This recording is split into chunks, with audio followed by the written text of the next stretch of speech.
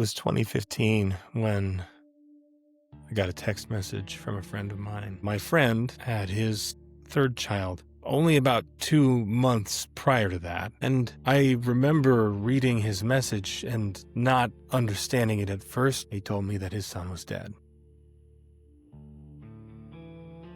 Maybe the fathers here can relate to this, but you know that feeling that you get when you're lying in bed at night and you're about to fall asleep and your brain jolts you awake with some horrible vision of something that could happen to your kids. My kids are young, so I guess that might happen more frequently when they're young. I don't know. Those of you watching, if you have older kids, you tell me, right? Does it go away when your kids are adults? You get that spike of adrenaline and then you can't sleep for a few hours. It's a lot of fun. It's a lot of fun. Stories do the same thing, though, or they tap in to that part of the brain as well. A good story can.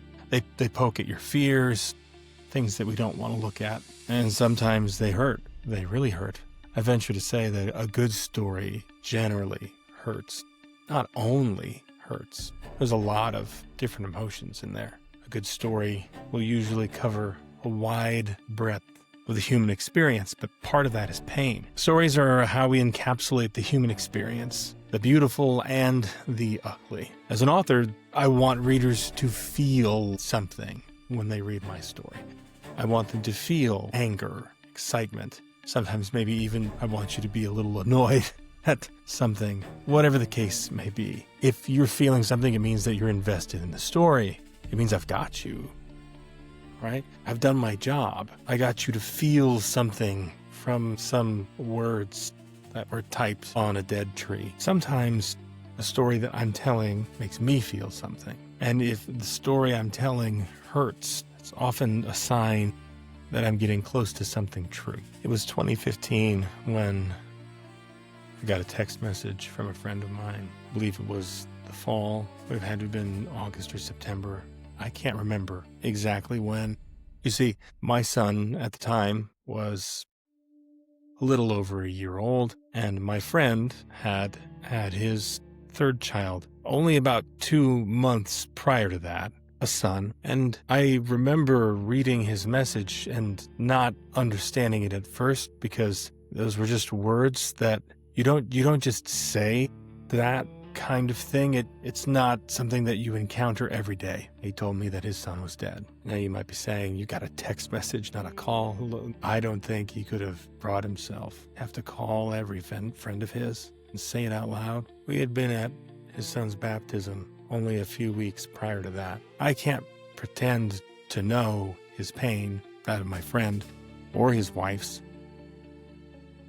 I have no clue. I don't want to imagine what it was like. But still, being that close to grief, that kind of grief, imprinted on me. I left work early that evening to be with my son. That experience changed me as a person. In movies, there are rules about who can and cannot die. I suppose the same is true for other types of stories, books even, but it gets brought up with movies time and time again.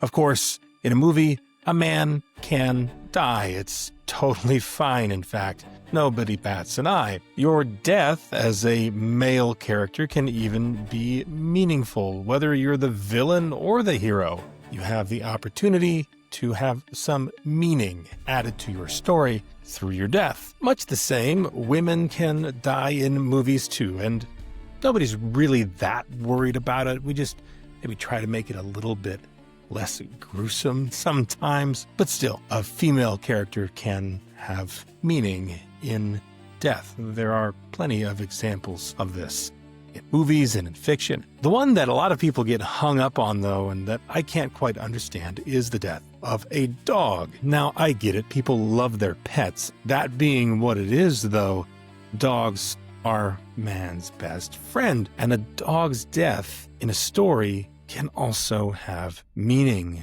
Dogs can be brave and heroic. And so in some ways, withholding the honor of death from a dog is actually demeaning to them. I'm not saying that dogs deserve to die. Again, let me be very clear. I think in stories, the dog should be allowed to die, but it should mean something, generally. I'm not really one for meaningless death. But the one thing that for me is the sticking point, the one death that I just can't usually stomach, whether it's in a movie or a book or any other kind of story, is the death of a child. You see, adults have agency, and we are responsible for the consequences of our own actions, and characters are likewise accountable to their actions in a story. So when they die, it often makes sense. But for a child to die in a story, number one, there's just something about it that is disturbing from a psychological level, of course, and we try to avoid it. But oftentimes it is a traumatic experience in a story when a child dies. And just like real-world trauma, we try to avoid it. For that reason, I try not to kill children. That sounds really weird out of context. In my stories, I try not to have children, the characters in my books, die. It's not something that I like to do gratuitously. If it happens, it has to have some kind of impact on the plot or on the character that gives it meaning. It has to be handled with a certain amount of reverence. When the Grakhon invaded Ceron, 90% of humanity on the planet was wiped out. Civilization totally collapsed. There were survivors. Anybody who managed to survive that kind of a brutal alien invasion has a story to tell, a horror story, no doubt. Most of those stories will inevitably involve loved ones who didn't make it. Master Sergeant Alex Kaine has one of those stories. You see, humanity fought a brutal war with the Grakhon about 30 years prior. The Grakhon just stopped. There wasn't a truce. There were no peace talks. They just simply stopped fighting and retreated to their parts of the system. The thing is, for the Grakhon, 30 years is the blink of an eye. Time is not the same thing to them. It doesn't mean the same thing. And it just so happens that it takes about 30 years for them to send a message home and for reinforcements to arrive to finish the job. You see, the forces that they had there that encountered humanity weren't enough to get the job done. And the job needed to be done. Humanity had to be made extinct. When their invasion fleet does finally arrive, it is with overwhelming numbers, on a scale that even a multi-planetary version of humanity cannot survive. Humans are to them what ants or insects are to us. Just think about it. You walk out your door every day and probably don't think about the ants who are crawling across your sidewalk. They don't mean anything to you, and yet they live and die and fight and war with one another, all there under our feet. So what would you do if Earth were being invaded by aliens and your loved ones were in harm's way? How far would you go to protect them? How far would you go to keep them safe? And what would you do if you failed? You see, our character, Alex, suffers an even worse fate than that. He survived, but only because he was chosen. Body horror is a quintessential element of science fiction. It's been around for a long time. In fact, going back to the very first science fiction story, Frankenstein, stitching a bunch of dead body parts together and electrocuting it to bring it to life. Yeah, that's body horror. It's pretty frightening. But there's body horror in a lot of other franchises as well. The Thing, The Fly, Alien, even just people's regular old alien abduction stories, right? There's plenty of body horror in all of that. And JOTNAR is engaging in that same tradition.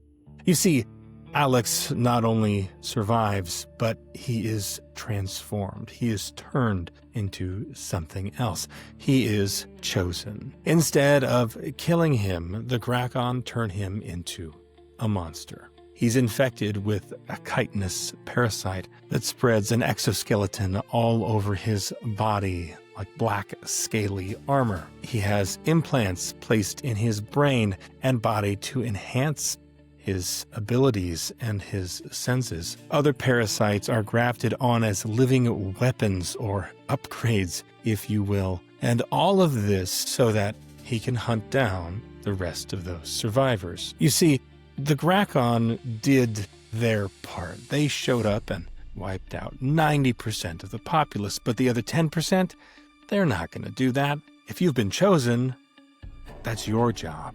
You're the one who's going to hunt them down. The worst part about all of this is that you are totally aware of what you're doing as you are doing it, but you cannot stop it. When Alex sees another human after he's been transformed, he is overcome with bloodlust, an urge to chase them down and do the unthinkable. His hands are weapons now, claws that can tear flesh. His muscles have been... You see, the Grakhon don't provide you with food either, so that bloodlust has a purpose. You have to eat somehow, right? So the horror here is not that he survived and everything he lost along the way. It's that he was turned into a reflection of the very monsters that invaded his home world. When I wrote JOTNAR, I wrestled with a particular scene. I wanted to be honest about the scale of loss in a true alien apocalypse and what that would be like. I tried my hardest to prevent the worst thing from happening, but the story demanded it. Alex's character needed it in order for there to be meaning in the story. Alex's grief and transformation and eventual reclamation are the emotional core of JOTNAR. If it hurts to read my book, that's kind of the point. I'm not trying to shock you or be gratuitous. I don't find that to be tasteful or tactful, but I do want to make you feel the cost of survival. JOTNAR is available on Amazon now in paperback. This is a short story that is introducing the series, a series that I am currently continuing. I'm releasing new chapters of Book 1, Flesh and Bone, on my free Patreon. There will also be a link in the description to my Patreon, and you can sign up there to get new chapters and some other bonus content weekly. If instead of committing to a purchase, you would like to read JOTNAR for yourself for free, there's also a link to the ebook in the description. And on my Patreon, you're welcome to read the ebook. There's no charge for that, but the paperback is there if you want it. And yes, this is a proof. The copy you receive will not have this band across the middle. This was a proof that was sent to me as the author. I have yet to get my hands on one of the actual copies. It's actually showing up for me in a few days as I'm recording this video. If this video resonated with you in any way, or you're interested to see the stories that I tell next, subscribe to this channel and like this video. There's more to come. Thank you for watching.